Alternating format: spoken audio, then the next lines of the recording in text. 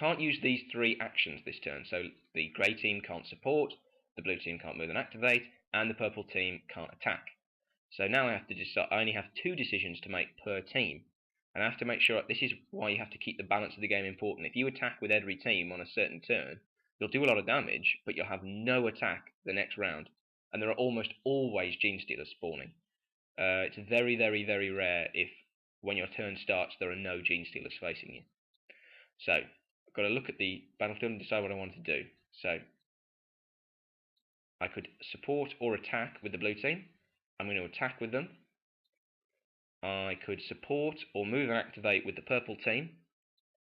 Both of purple team's remaining cards are useful, but I'm going to move and activate. So I can see the blue team are in range to attack. So I can also see the purple team are going to be able to move up and activate that door, and it's useful to get tokens on that door whenever you can. And the grey team are going to move and activate as well. So, because I don't want to use 2 attack cards, and the grey team's attack is very powerful. So if blue team can take care of the Genestealer, I don't want to waste grey team's attack as well, because it's really, really useful. So you put the cards in initiative order. I forgot to tell you that I was doing this the last time. So this is important because this is the order in which the teams attack.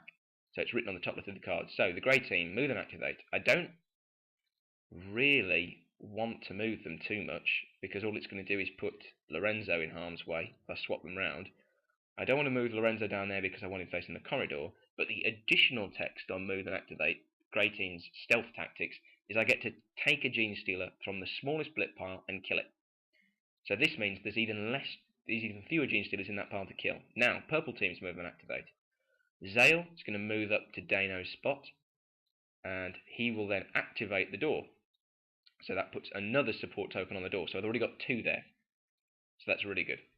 Amino, I don't want to move because he's got a support token, so he can defend against that Genestealer pretty well.